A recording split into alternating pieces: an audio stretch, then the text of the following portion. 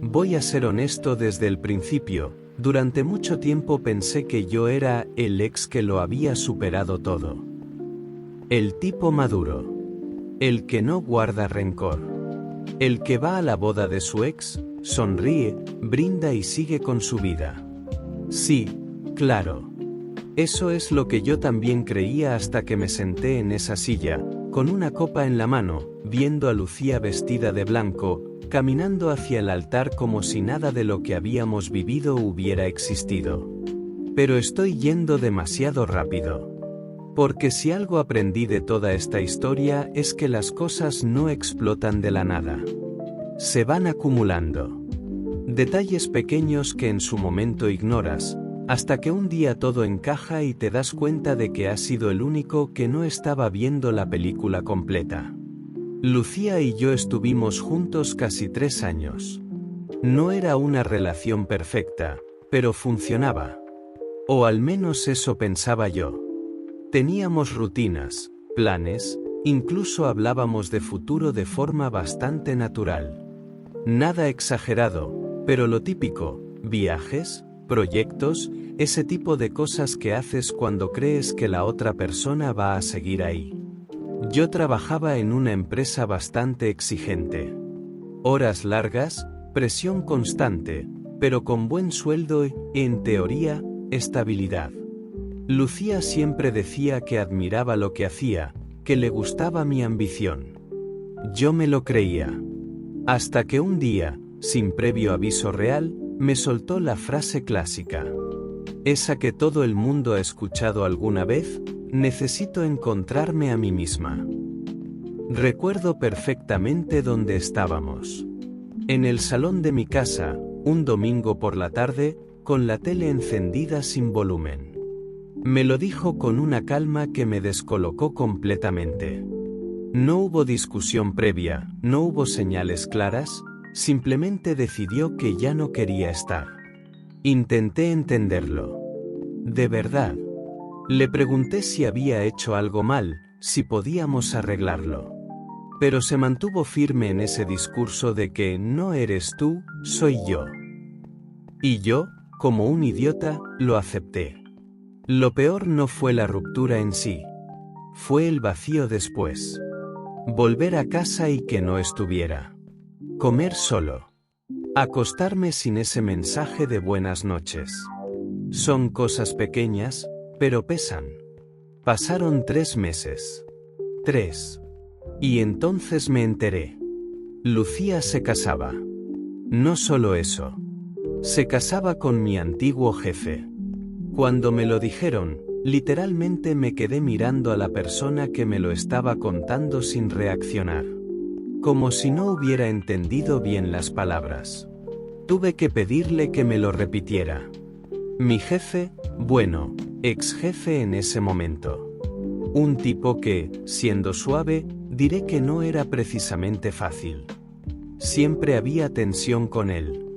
Comentarios pasivo-agresivos, presión innecesaria, ese tipo de cosas que te hacen odiar ir a trabajar. Y de repente, esas dos personas, juntas. Y casándose. Ahí fue cuando algo empezó a hacer ruido en mi cabeza. No tenía pruebas. Solo una sensación incómoda. Pero cuanto más lo pensaba, más cosas empezaban a parecer raras en retrospectiva. Comentarios de ella sobre mi trabajo. Preguntas muy específicas. Momentos en los que parecía saber cosas que yo no le había contado directamente. Pero lo dejé pasar. Porque, sinceramente, no quería convertirme en ese ex paranoico. Hasta que, meses después, montando mi propia empresa, me puse a revisar archivos antiguos que había conservado de la oficina. Y ahí fue donde todo se fue al carajo. Entre esos archivos había copias de seguridad de sistemas internos. Cosas técnicas, nada fuera de lo normal. Pero dentro de una de esas carpetas encontré algo que no esperaba: grabaciones de cámaras de seguridad. Mi antiguo despacho. No sé por qué seguían ahí. Quizá alguien olvidó borrarlas. Quizá nunca pensaron que alguien como yo tendría acceso. El caso es que estaban. Abrí una al azar. Y ahí estaban ellos. Lucía y mi jefe. En mi despacho. Sobre mi escritorio. Besándose. Pero lo peor no fue eso. Fue lo que decían. Se reían. Literalmente se reían de mí. Comentaban cómo yo confiaba en ambos. Cómo era fácil de manejar. Y luego empezaron a hablar de trabajo. De mis clientes. De cómo iban a quedarse con ellos cuando yo saliera de la empresa. Y ahí fue cuando entendí todo. No fue una ruptura repentina. No fue una crisis existencial. Fue una operación. Mientras yo trabajaba, mientras confiaba, mientras construía algo, ellos estaban usando eso para montar su propio juego. Recuerdo cerrar el portátil y quedarme mirando la pared durante un buen rato. No estaba enfadado todavía. Estaba vacío. Como si todo lo que había creído se hubiera desmontado en cuestión de minutos. Podría haber hecho muchas cosas en ese momento. Enfrentarlos, olvidarlo, seguir adelante. Pero no. Guardé todo. Cada archivo. Cada vídeo. Y lo dejé ahí. Pasaron los meses. Y entonces llegó la invitación a la boda. Sí, me invitaron. Y no solo eso. Me invitaron como el ex Maduro. El que había superado todo. El que podía estar ahí sin problemas. Sinceramente, cuando vi la invitación, me reí. No sabía si era cinismo o estupidez por su parte. Pero decidí ir. No por ellos. Por mí.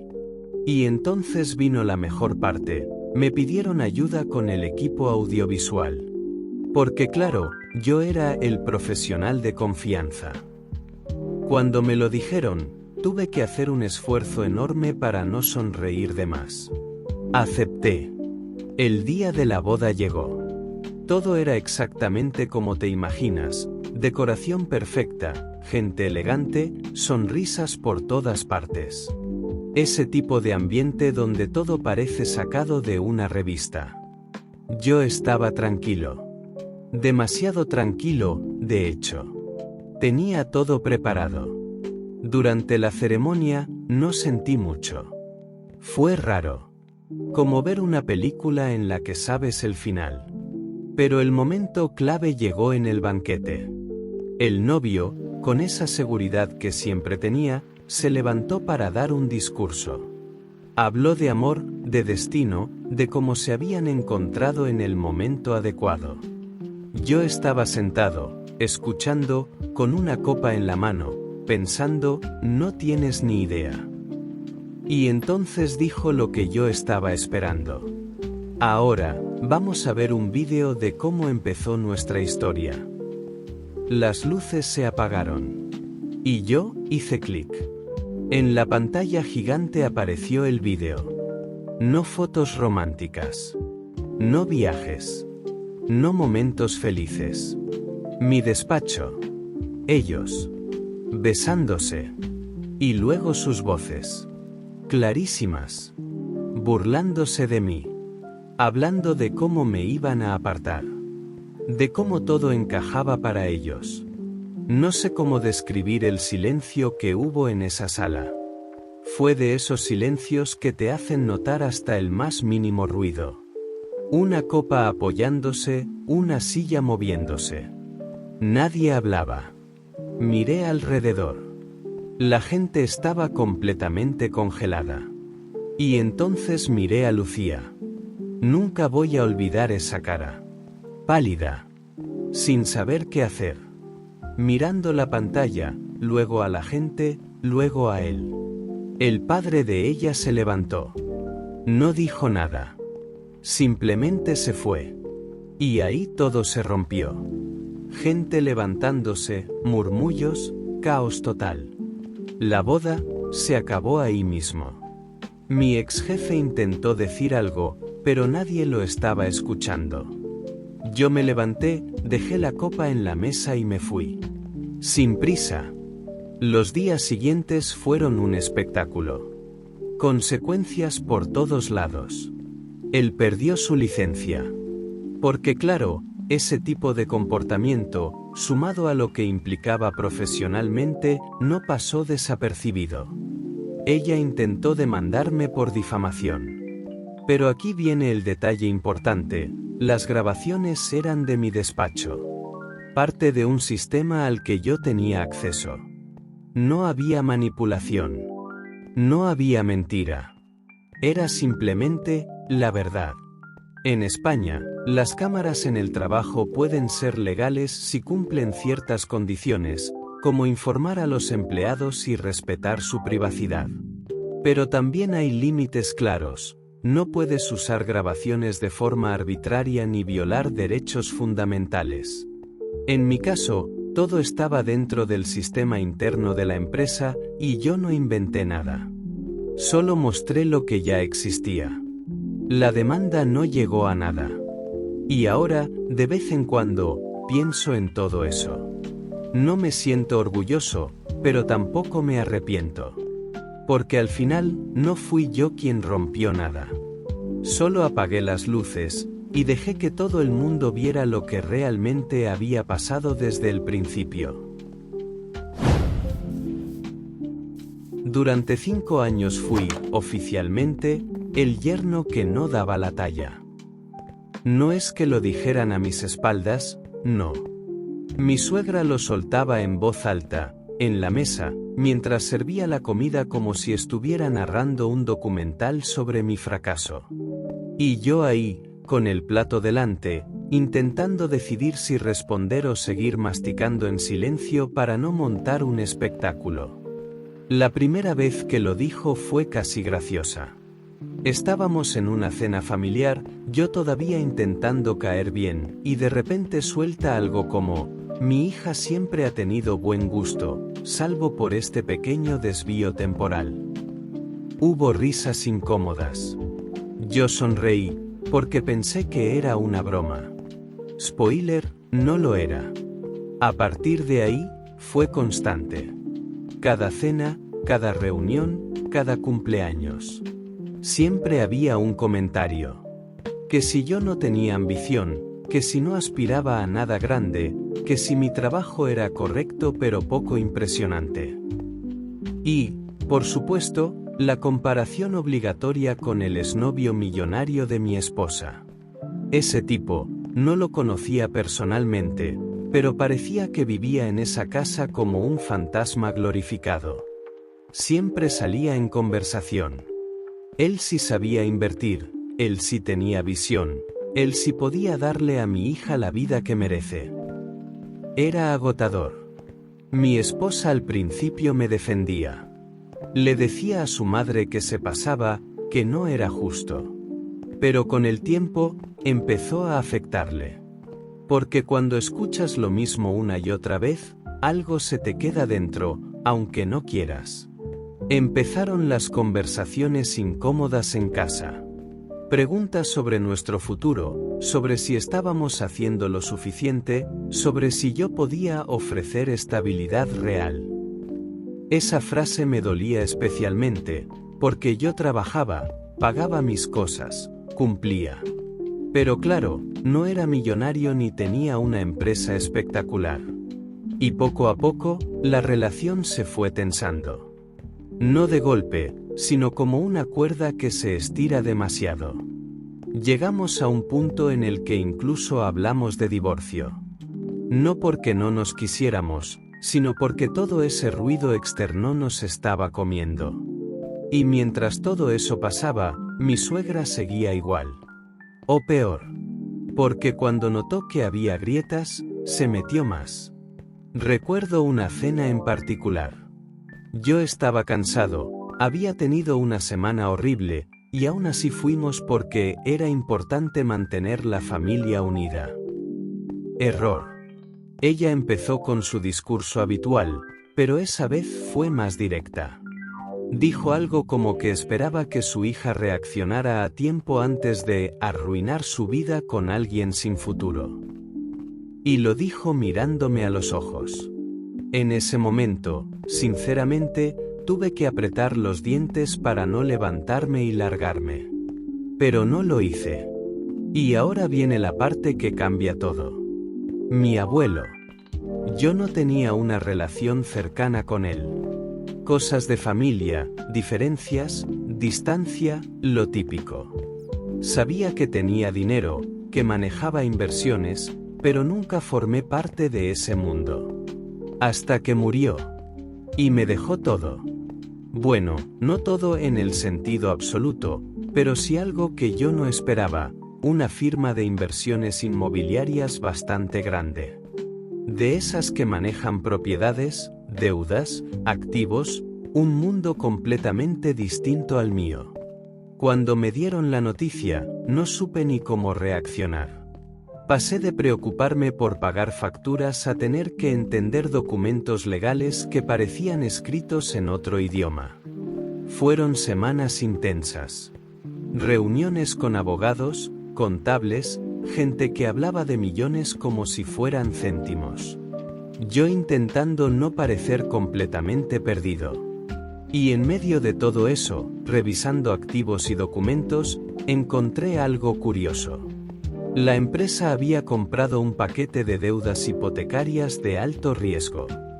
Básicamente, gente que no estaba pudiendo pagar sus casas, y el banco vendía esas deudas a empresas como la mía. Y entre esas deudas, estaba la casa de mi suegra. Recuerdo el momento exacto en que vi el nombre. Tuve que leerlo 2 veces. Luego miré la dirección. Era su casa. Su mansión, como le gustaba llamarla. Al principio pensé que era un error. Pero no. Llevaba meses sin pagar. Y, según los documentos, había tomado decisiones financieras bastante malas. Curiosamente, asesorada por alguien que sí sabía invertir. Sí, el exnovio millonario. Ahí fue cuando me quedé en silencio un buen rato, procesando todo. Porque la ironía era demasiado perfecta. Durante 5 años, esa mujer me había tratado como si no valiera nada. Y ahora, sin saberlo, su casa dependía de mí. No hice nada impulsivo. No soy así. Pero tampoco iba a ignorarlo. Unos días después, recibí una llamada de ella. Otra cena familiar. Otro vamos a vernos. Acepté. Pero esta vez fui preparado. Llegué a la casa como siempre. Mismo ambiente, misma mesa, misma sensación de estar entrando en territorio hostil. Mi esposa estaba nerviosa, se notaba. Yo estaba, tranquilo. Demasiado tranquilo. La cena empezó normal. Conversaciones superficiales, comentarios aquí y allá. Y entonces, como un reloj, llegó el momento. Mi suegra empezó con su discurso. Que si la vida es dura, que si hay que tener ambición, que si algunos no llegan lejos porque no quieren esforzarse lo suficiente, todo eso mientras me miraba. Yo la dejé hablar. Cuando terminó, saqué una carpeta de mi mochila y la puse sobre la mesa. Al principio no entendieron nada. Ella me miró como diciendo, ¿y ahora qué hace este? Abrí la carpeta y deslicé un documento hacia ella. El aviso de ejecución hipotecaria. Le dije, con la mayor calma posible, tienes razón, no tengo ambición, pero tengo tu título de propiedad. El banco me vendió tu deuda ayer. El silencio que siguió fue brutal. Ella se quedó mirando el papel, luego a mí, luego otra vez al papel. Se le fue el color de la cara en segundos. Literalmente pasó de segura a completamente descolocada. Intentó decir algo, pero no le salían las palabras. Mi esposa me miraba sin entender nada, así que le expliqué brevemente la situación. Que había heredado la empresa, que esa empresa había comprado deudas, incluida la de su madre. Nadie hablaba. Fue uno de esos momentos donde todo se detiene. Mi suegra intentó recuperar el control. Dijo que era un error, que eso no podía ser legal, que ella hablaría con su asesor. Le pregunté si se refería al exnovio millonario. No respondió. Porque ya sabía la respuesta. Intentó llamarlo ahí mismo. No contestó. Volvió a intentarlo. Nada. Y ahí fue cuando entendió que estaba sola en esto. No levanté la voz en ningún momento. No hacía falta. Simplemente dejé claro que la situación era real. Que tenía opciones, sí, pero que ya no estaba en posición de dar lecciones a nadie. Mi esposa no dijo mucho esa noche. Estaba en shock. Pero cuando nos fuimos, me miró de una forma que no había visto en mucho tiempo. Como si de repente hubiera entendido algo que llevaba años sin ver. Los días siguientes fueron intensos. Mi suegra intentó negociar, suplicar, incluso justificar todo lo que había hecho. Pero ya no tenía la misma actitud. Mi esposa decidió cortar contacto con ella por un tiempo. Necesitaba espacio, procesar todo. Y yo tomé una decisión. No la iba a echar a la calle. No soy así. Pero tampoco iba a fingir que no había pasado nada. Así que le ofrecí un contrato de alquiler. Estricto. Claro. Sin privilegios. Ahora paga por vivir en esa casa. Y cada vez que intenta soltar algún comentario sarcástico, porque sí, lo sigue intentando, solo tengo que mirarla y recordarle, sin decirlo directamente, quién firma los papeles. No es venganza. O al menos no solo eso. Es equilibrio. Durante años, ella decidió quién valía y quién no. Ahora, simplemente, las cosas están en su sitio.